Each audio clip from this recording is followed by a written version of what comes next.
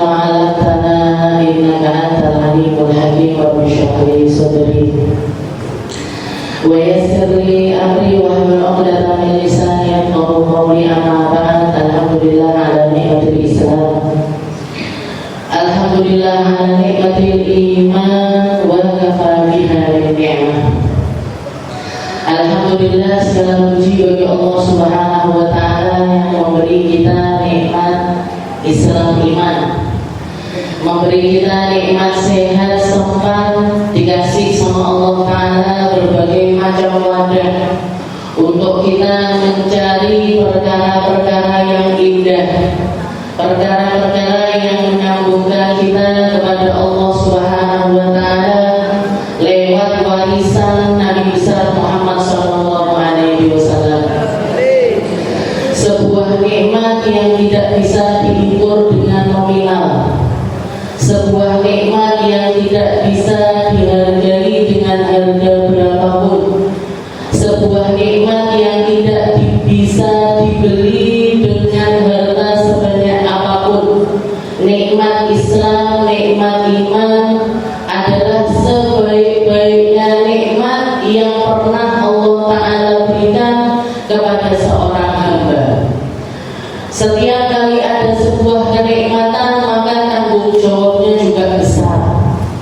Setiap kali kita diberi amanah oleh Allah Subhanahu wa Ta'ala, maka rentetan pertanyaan, pertanggungjawaban dari setiap kenikmatan-kenikmatan tersebut pun juga menjadi sesuatu yang cukup sulit untuk nanti kita berhadapan dengan Allah Subhanahu wa Ta'ala.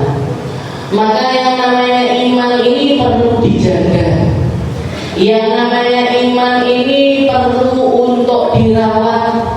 Yang namanya iman ini perlu untuk kita sirami, kita pupui, kita berikan berbagai macam hal agar dia senantiasa tumbuh indah, tidak layu dimakan zaman, tidak layu karena hal apapun.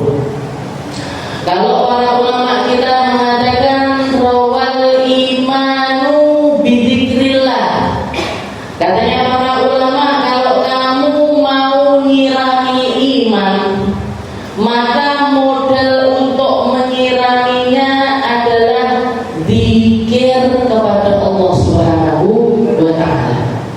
Lisan berzikir, akal berpikir, hati merasakan dari rasa iman tersebut. Efek dari apa yang kita baca dengan lisan kita dan apa yang kita pikirkan dengan pikiran kita, itu yang akan menjadi penyubur dari iman-iman kita.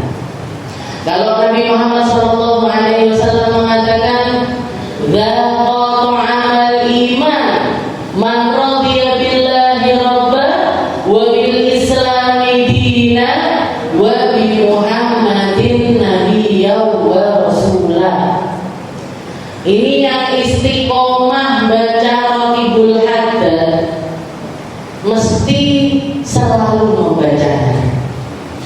Yang istiqomah baca zikir pagi petang juga pasti menemukan zikir ini.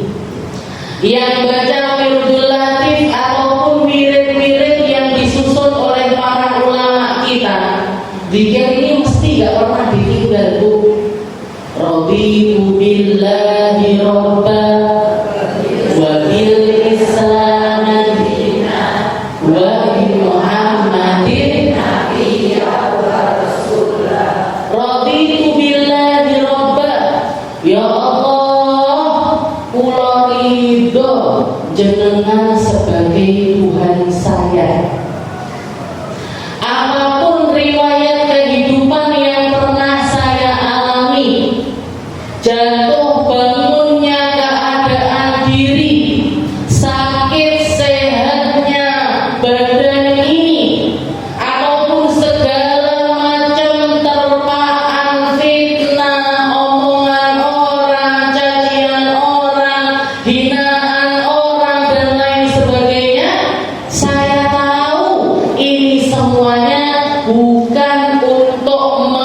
menghinakan saya, tapi untuk mengangkat derajat saya setinggi-tingginya. Selama Engkau yang membuat takdir itu ya Allah, saya ridho. Jangan mau kasih saya sakit, saya ridho. Jangan mau ngasih saya kekurangan harta, saya ridho. Jangan mau ngasih saya kesulitan macam apapun ya Allah, selama la ilaha illallah ini enggak jangan cabut, saya ridho. Angel betul. Bikinnya enak saja. Kalau itu dia berbagai Islam Muhammad Nabi Rasulullah awalnya ringas semuanya dihitungi suci guru berbapak kemana itu sekali. Tapi kalau difikirkan, kalau ditencap di dalam hati, sulitnya luar biasa.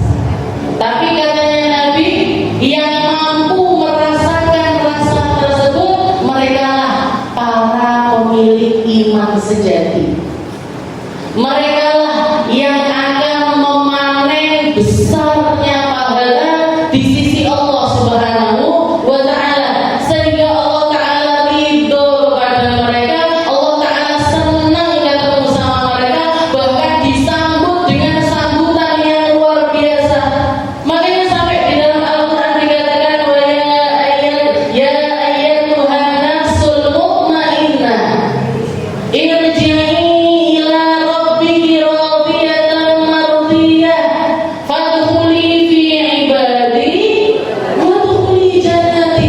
Wahai para hambaku yang sudah punya hati tenang. Hati tenang itu pripun? Ndak bergemuruh hatinya, nggak carut-marut pikirannya, nggak muntah-muntah omongannya. Muntah-muntah omongannya ini pripun? Jangan pernah nggak ketemu sama orang berdicek-deki Rasulullah terus tinggi menambil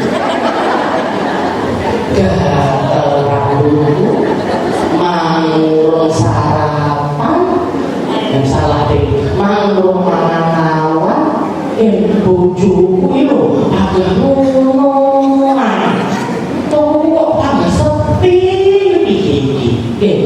rentetan macam-macam yang dimuntahkan dari mulutnya dia.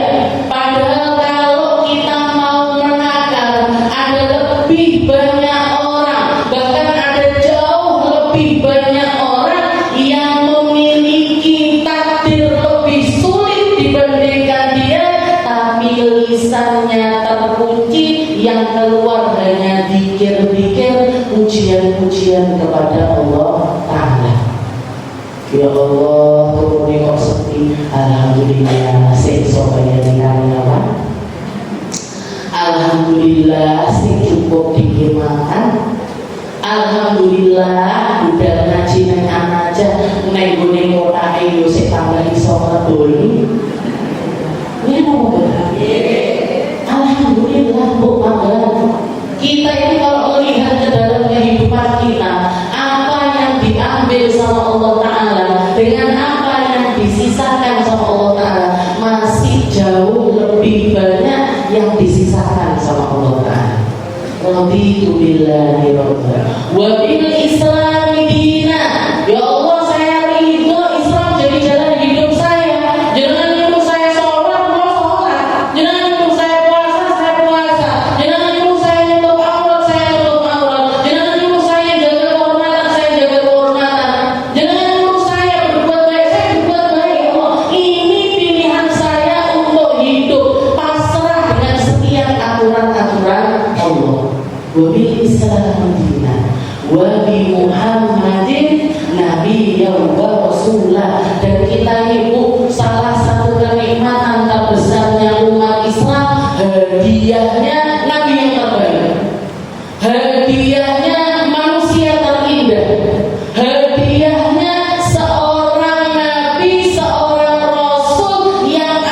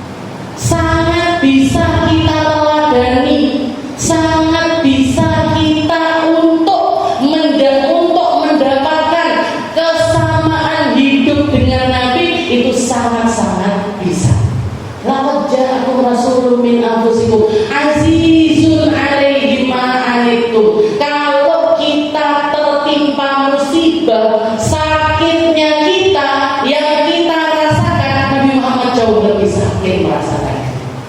Ketika kita melakukan maksiat yang bahkan diri kita sendiri kadang-kadang enteng untuk melakukannya, Nabi Bu yang kepikiran, Nabi yang sayang, Nabi yang takut. Ya Allah, umatmu sekai omongane kok panggah ngono wae.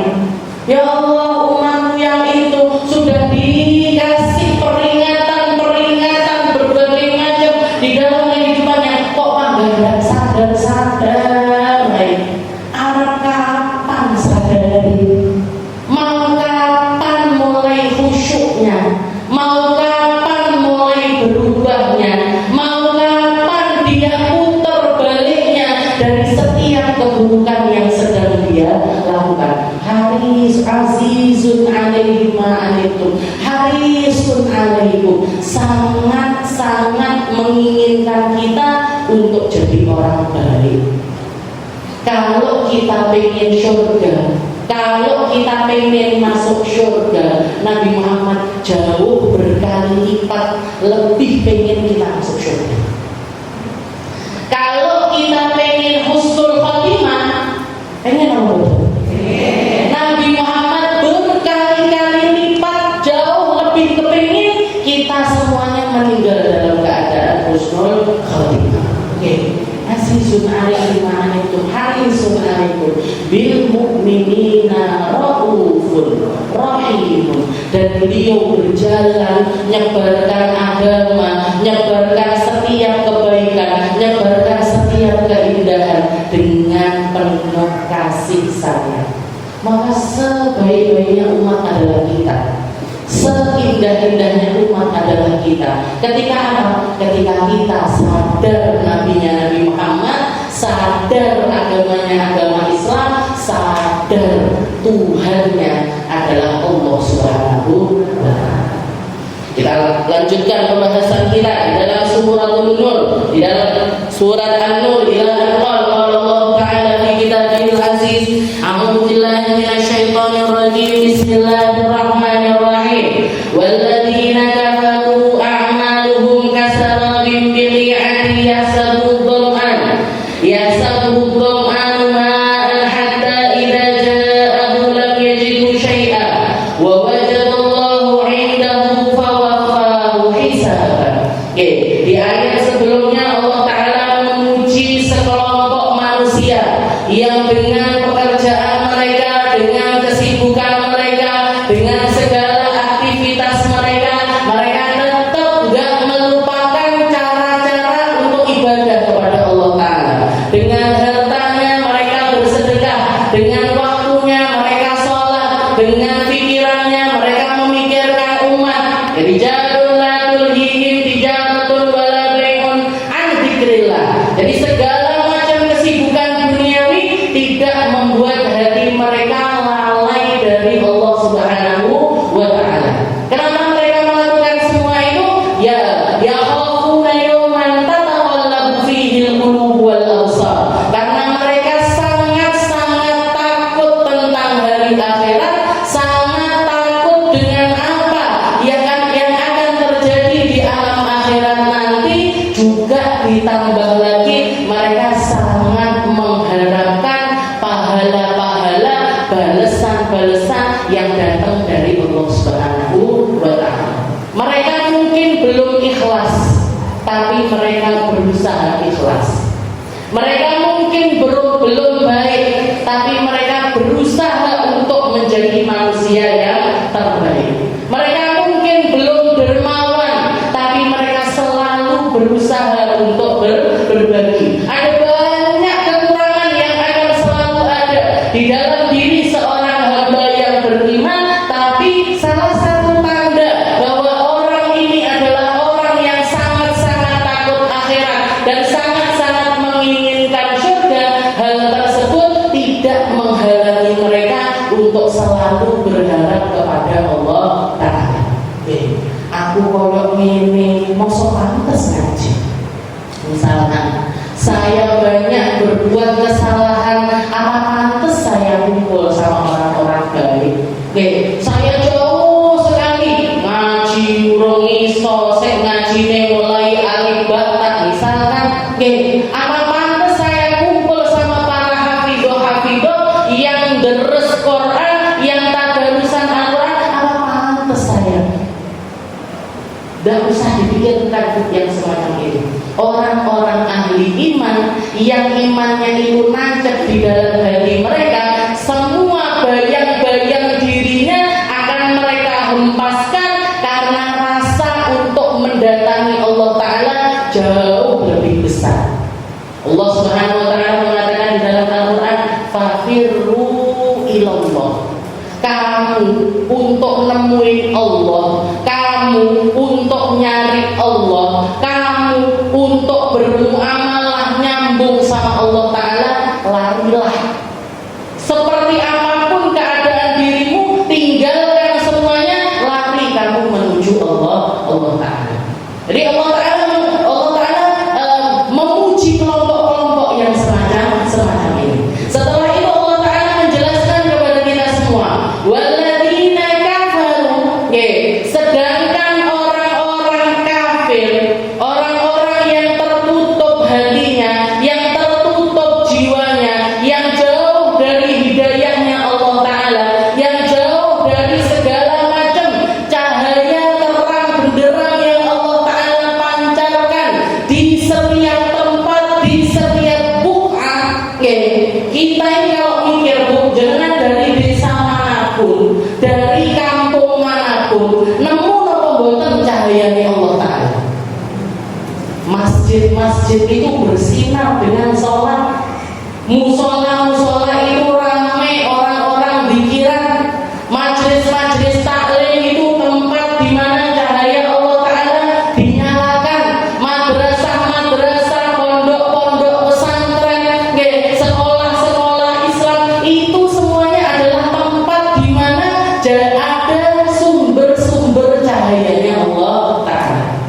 Sedangkan kekafiran, orang-orang kafir, mereka itu melihat cahaya tapi nggak mau tahu sama cahaya tersebut.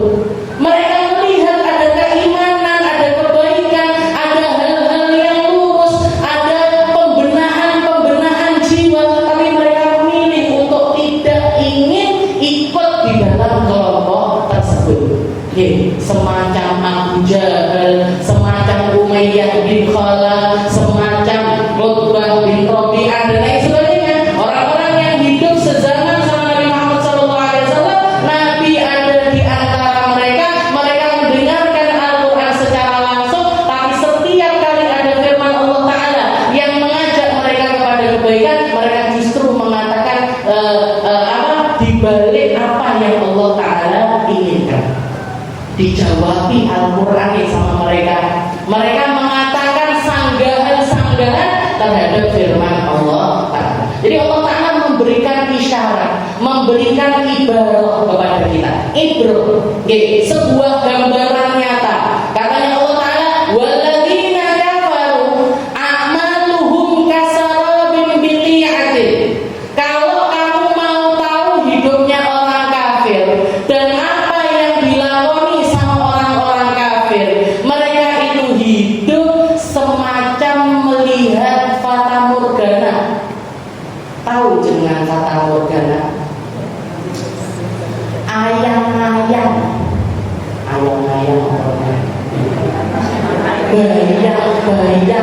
bayang-bayang, kasarobin biqi'atin. Katanya Allah Ta'ala, semacam kalau kamu sedang berada di padang pasir yang luas sekali, kamu akan melihat dari kejauhan, apalagi keadaannya haus luar biasa, atau pengen banget untuk minum, kamu akan melihat seakan-akan di sana itu ada sumber air.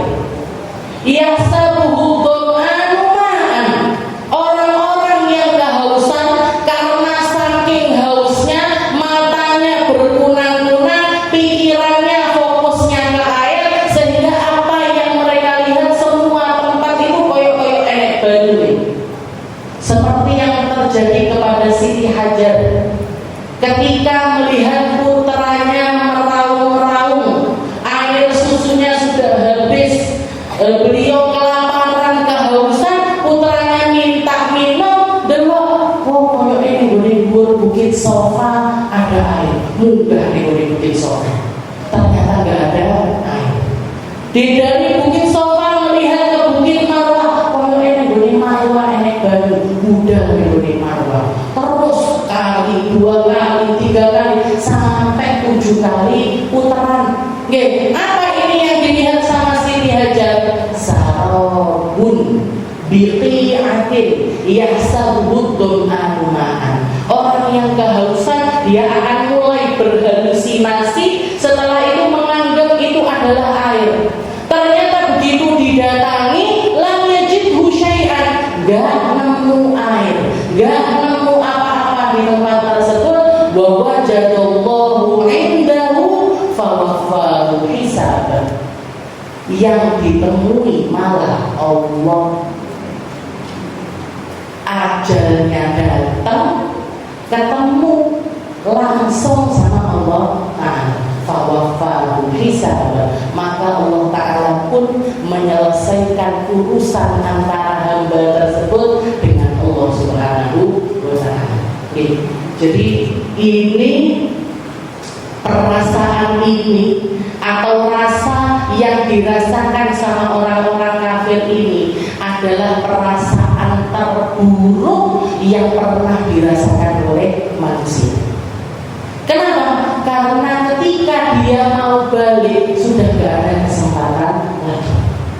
Dia mungkin, orang-orang kafir dengan keimanannya yang salah, dengan akidahnya yang belok sana, belok sini, dengan segala macam kesesatan mereka. Mereka menganggap Tuhan ada 2, ada 3, atau mereka menganggap pohon sebagai Tuhan, mereka menganggap matahari jadi Tuhan, bintang jadi Tuhan, atau manusia-manusia lain mereka anggap sebagai Tuhan. Persepsi mereka yang salah, akidah mereka yang salah. Setelah itu mereka menganggap, oh saya kan, misalkan saya beragama ini, saya berharap nanti masuk surga, dikasih pahala sama Tuhan saya, diganjar dengan kebaikan nanti di alam akhirat. Tapi ternyata sampai akhirat Tuhan yang salah. Allahnya nggak mau ngasih surga, Allahnya nggak mau ngasih balasan, Allahnya menyia-nyiakan setiap usahanya dia. Orang-orang kafir itu kan banyak di antara mereka yang juga berbuat kebaikan, bikin yayasan kanker, ngobatin orang, senyum sama orang, omongannya baik, pergi ke sana melakukan amalan ini, melakukan bakti sosial ini, bakti sosial itu, jadi relawan di sini, jadi relawan di situ. Harapannya apa? Harapannya mlebu surga, harapannya selamat nanti di akhirat. Tapi katanya Allah Ta'ala, walladzina kafaru, orang-orang kafir itu karena pondasi mereka salah, karena akidah mereka salah, karena iman mereka salah, amaluhum kasarabin, amal-amal mereka hanya akan mereka dapatkan semacam fata morgana. Dikira dapat air, dikira dapat pahala, dikira dapat surga, dan itu kabeh. Jadi gak ada penyesalan yang lebih besar dibandingkan penyesalannya orang-orang kafir. Makanya sampai di dalam ayat yang lain Allah Ta'ala mengatakan, wa yaqulul kafiru ya laitani kuntu turaba. Ya Allah, lek ngene carane dulu mendingan saya jadi hewan aja. Jadi akan ada hari di mana manusia-manusia kafir, manusia-manusia yang menutup dirinya dari kebenaran, menutup dirinya dari kebaikan, mereka akan ngiri sama hewan-hewan yang dulunya di dunia mereka anggap sebagai pengrusak.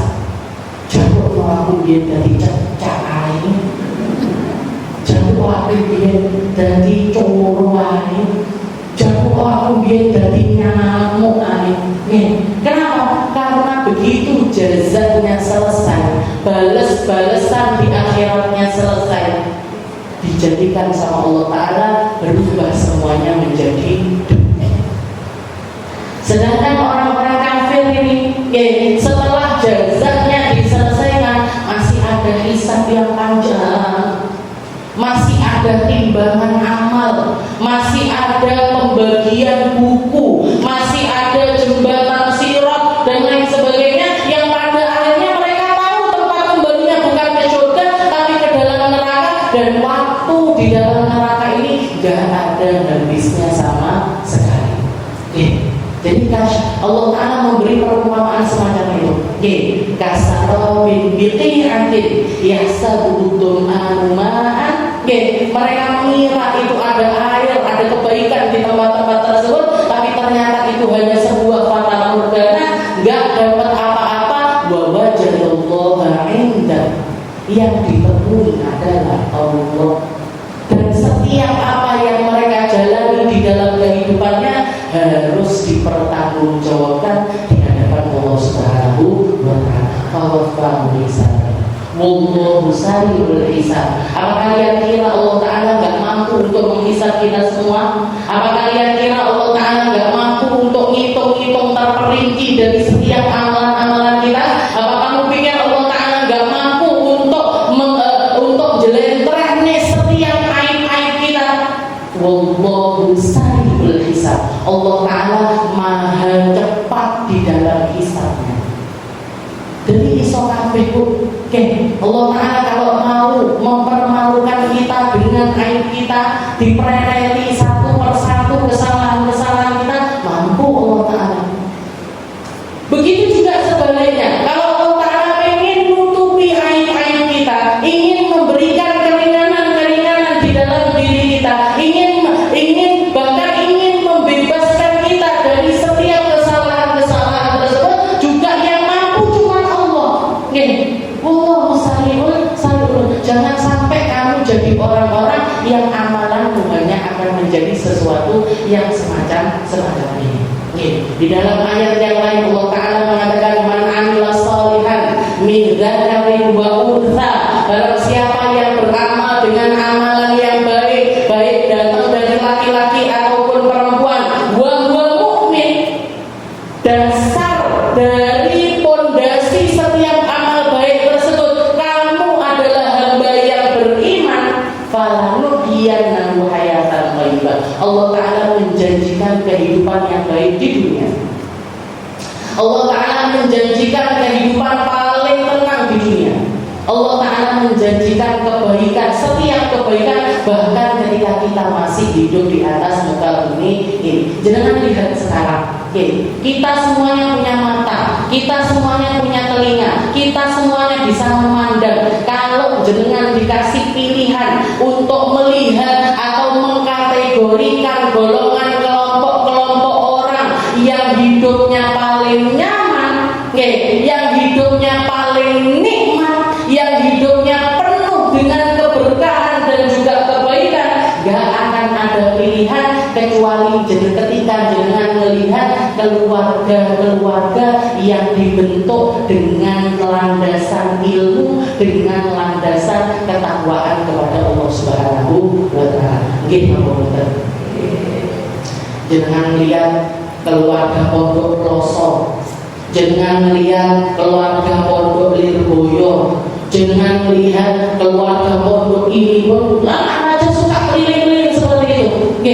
Jangan lihat, perhatikan, rumahnya mungkin sederhana, pakaiannya mungkin sederhana sama kayak kita, tapi yang pasti di tempat tersebut ada ketenangan luar biasa, ada keberkahan yang luar biasa.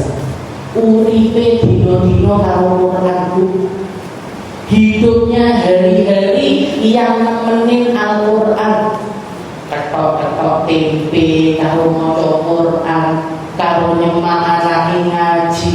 Ngiri napa mboten jenengan sama keluarga yang semacam itu? Saya arep ngaji, anakku takjak tambah tak itu. Wis ibu ae lah sing ngaji. Aku naik omah enak dolanan game. Iya bener. Kamu aja lah. Suami belum lagi kalau godaannya di suaminya. Sama main ngaji. Aku sakarapku aku sing milik koyo ngene.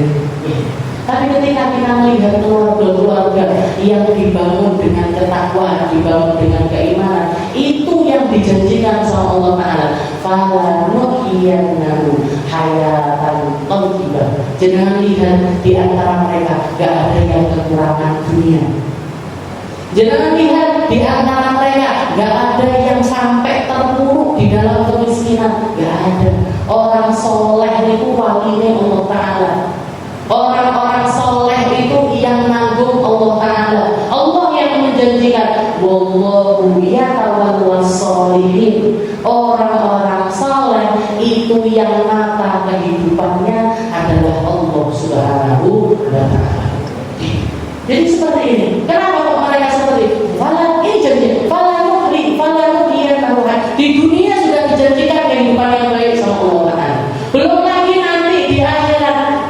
Di akhirat nanti liyajziyahum bi ahsani ma amilu. Allah Ta'ala akan memberikan balasan, bukan balasan baik, balasan terbaik di sisi Allah Ta'ala.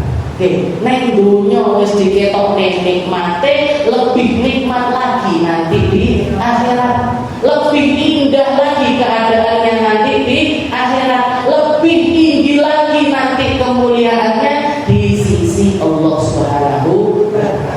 Kita kan pengennya hidup semacam itu. Ini jadi perbandingan. Tiba-tiba tenang. Orang-orang yang hidupnya hanya untuk dunia. Dunia ini dikejar macam apapun, Bu. Kejar macam apapun, gak akan ada puncaknya. Dua hal perkara yang dikatakan oleh para ulama kita. Qalibani la yashba'ani abadan. Ada dua golongan orang yang mereka mencari sesuatu tapi gak akan pernah kenyang. Yang pertama adalah talibul ilm. Yang pertama adalah para pencari ilmu. Orang-orang yang haus dengan ilmu. Orang-orang yang selalu yang sudah jatuh cinta dengan ilmu. Mereka gak akan pernah kenyang dengan yang namanya ilmu. Pengajian enek anajah diburu. Ada pengajian di Odijah diburu. Ada pengajian di majelis ini diburu, majelis itu diburu. Mundur, saya ketemu terus bikinan. Kalau bini tak saya henti. Uangnya mahal. Keliling dari satu tempat ke tempat yang lainnya. Bahkan sampai tempat-tempat yang jauh pun diburu. Sampai ke tempat-tempat. Kenapa kok mereka seperti ini? Ini yang dikatakan sama para ulama. Taliban wilayah dan dua golongan manusia yang ketika mereka sudah merasakan nikmatnya, sudah mencicipi rasanya, gak akan pernah kenal rasa kenyang. Yang pertama adalah talibul ilm, orang-orang para pencari ilmu. Orang nyari ilmu itu bukan tambah dapat ilmu tambah halus, tambah dapat ilmu tambah pengen nyari yang lainnya. Aku ngaji tafsir, sesuk ngaji boleh, fikih, sesuk kan boleh, sesuk apa namanya hadis, besok apa lagi, besok apa lagi. Sampai di kota Dewi Jadwali, Jadwali jangan kalau Pak Presiden. Dan dikatakan talibul ilm, dan orang kalau sudah jatuh cinta dengan ilmu, fasdada minhu, yang nambah dari orang tersebut ridhonya Allah Ta'ala. Orang kalau nambah ilmunya, nambah khusyuknya. Orang kalau nambah ilmunya, nambah baiknya. Orang kalau nambah ilmunya, nambah keberkahannya. Dan segala sesuatu yang indah-indah yang datang dari Allah Ta'ala. Kelompok kedua apa? Wahalibud dunya, para pencari dunia. Orang-orang yang sudah mencicipi manisnya dunia, sulit untuk keluar dari perkara dunia, sulit untuk melepaskan dunia, sulit. Mereka akan terus mencari. Saya ambil contoh satu. Ada orang senang banget sama dunia fashion. Pokoknya enek kelambiannya kudu tuku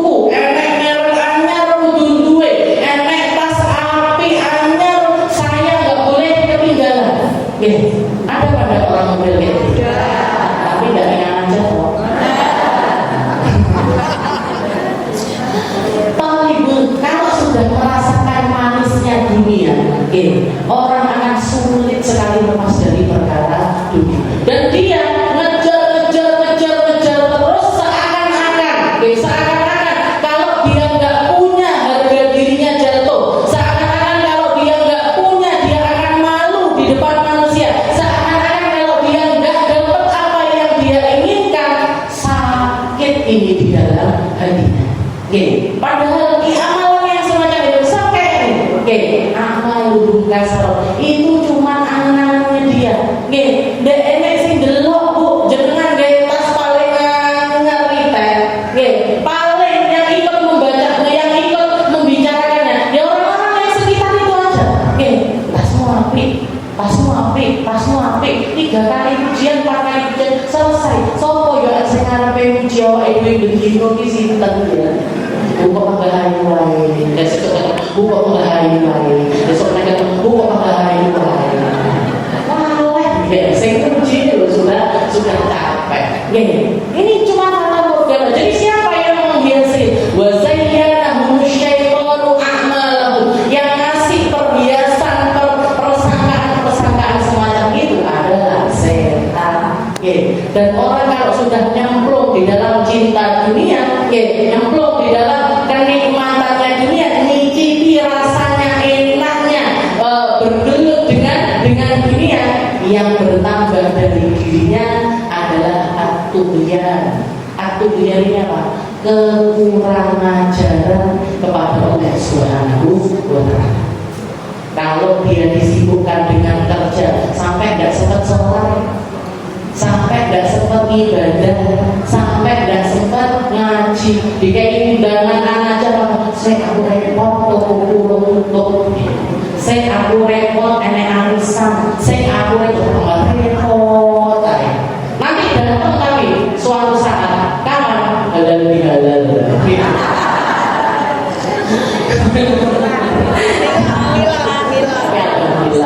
Mila atau halal bihalal dia ini repot.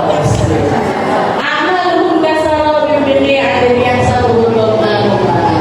Jadi mereka itu kayak orang semacam itu, kayak orang melihat mata perdana kehausan, setelah itu pengen ngejar perkara tersebut tapi enggak dapat. Tahu-tahu apa? Keduluan ajalnya, keduluan wafatnya dia, wajadullahu indah. Maka yang ditemui adalah Allah. Fawafahu hisabah. Kalau sudah ketemu Allah Ta'ala, urusannya bar kalau dunia ini mau baru. Orang kalau sudah masuk ke liang lahat, selesai urusan dia dengan dunia, dan dia harus mempertanggungjawabkan segalanya. Wallahu sari'ul hisab. Dan Allah Ta'ala maha cepat di dalam menghisab seorang hamba. Setelah itu katanya Allah Ta'ala kalau bukan semacam fata morgana semacam itu,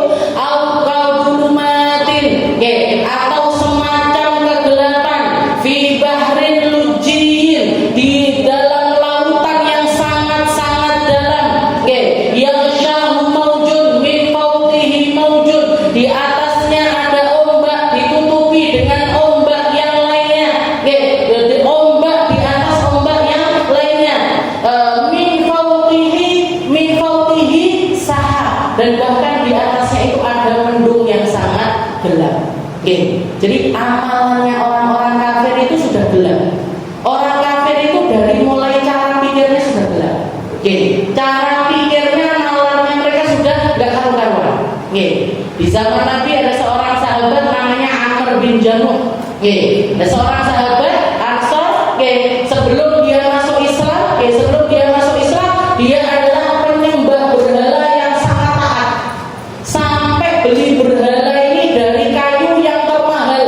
Jadi dia punya kayu dibentuk jadi berhala, dan kayunya ini kayu yang sangat-sangat mahal sekali. Penggawaiannya setiap hari nopo? Setiap hari itu berhala diumbah, disabuni, diresi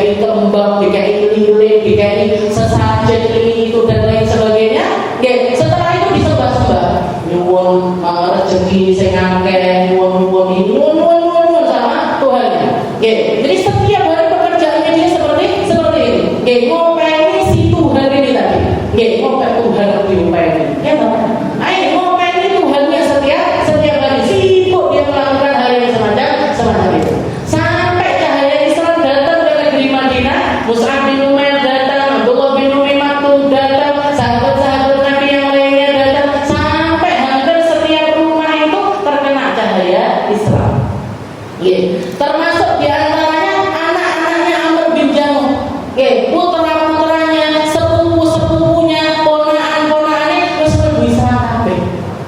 Karena Amr bin Jamuh ini orang yang dituakan, orang yang sepuh, ini anak-anak ini rembukan. Piye yo carane nyadarne bapak ini piye? Gimana caranya kita biar dia ini paham dengan keadaan dirinya kalau yang disembah ini sesuatu yang nggak masuk akal.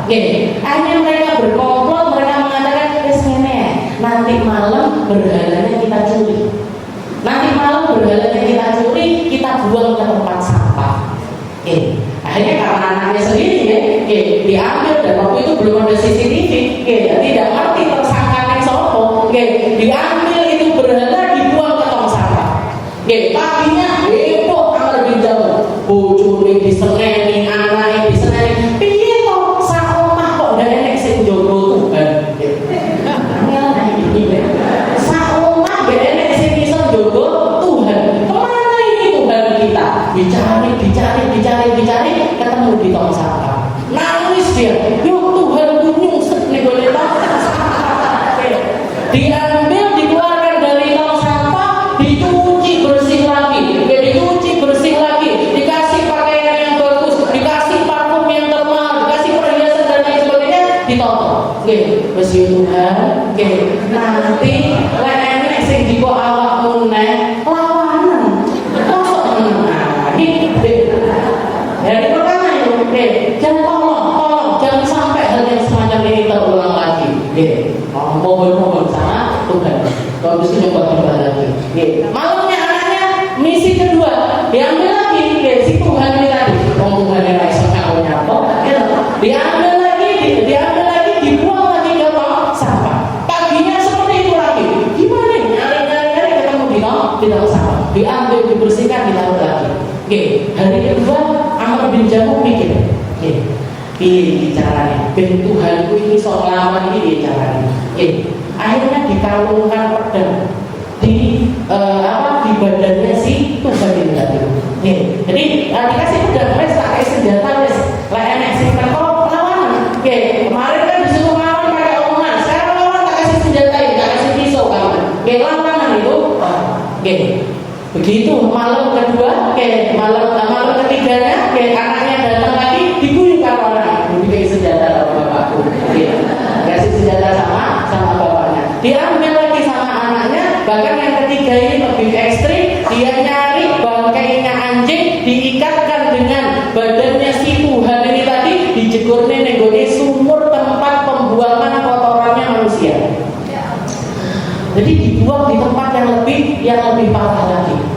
Paginya bingung lagi, dicari, kelihatan Tuhannya dalam keadaan yang sangat-sangat terhina semacam itu. Amr bin Jamuh mulai mikir.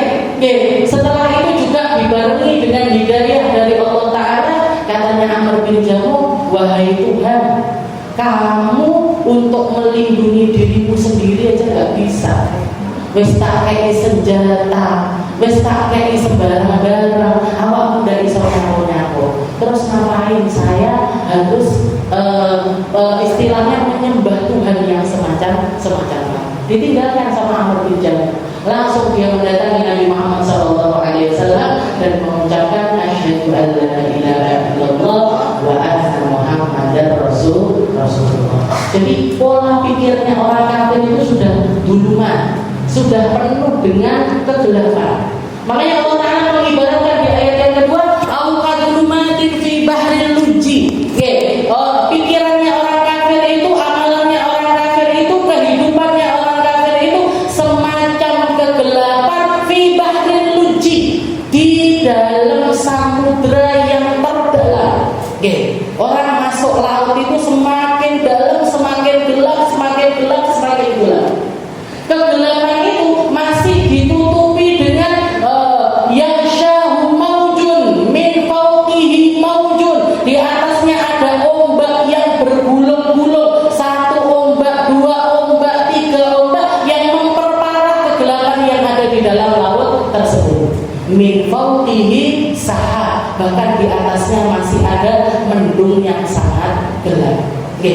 Dulumatin ba'duha dulumatun ba'duha fawqa ba'd. Jadi gelap di atas kegelapan, di atas kegelapan, di atas kegelapan. Oke, idza akhraja yadahu lam yakad yaraha. Kalau diibaratkan, misalkan dia untuk ada orang di tempat yang semacam itu, untuk melihat tangannya sendiri pun dia nggak akan mampu.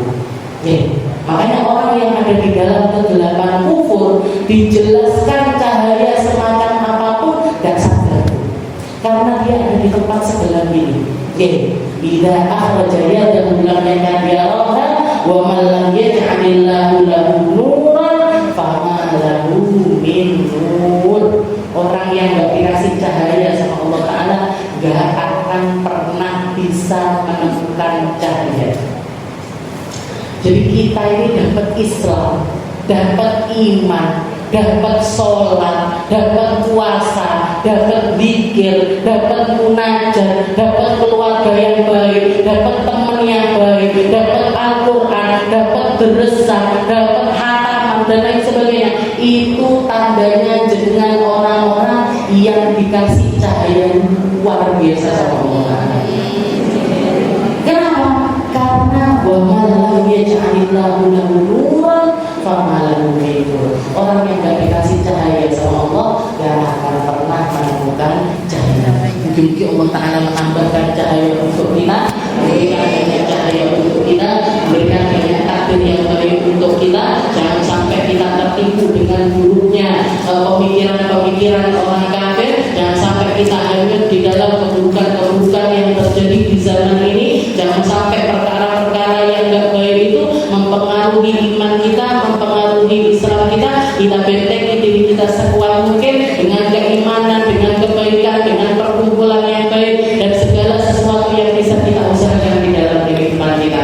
Mungkin Allah Ta'ala memberikan jalan yang terbaik untuk kita semuanya, memberikan kekhusyuan di dalam diri kita, menambahkan ketulusan di dalam hati-hati kita, memberikan kelapangan di setiap urusan-urusan kita, menjadikan kita hamba-hamba yang pintar untuk bersyukur, pintar juga untuk bersabar, pintar juga untuk mengopeni setiap kebaikan, sehingga apa yang kita usahakan tidak menjadi perkara-perkara yang disia-siakan oleh Allah Ta'ala. Dan mungkin kita, orang tua kita, anak cucu kita, semua orang yang kita sayangi dilindungi sama Allah Ta'ala, dohirnya, batinnya, sehingga apa yang ada di dalam kehidupan mereka semuanya penuh dengan cahaya dari Allah Subhanahu wa Ta'ala. Ala ini yang ala ini yang salihah ila hadratin Nabi Muhammad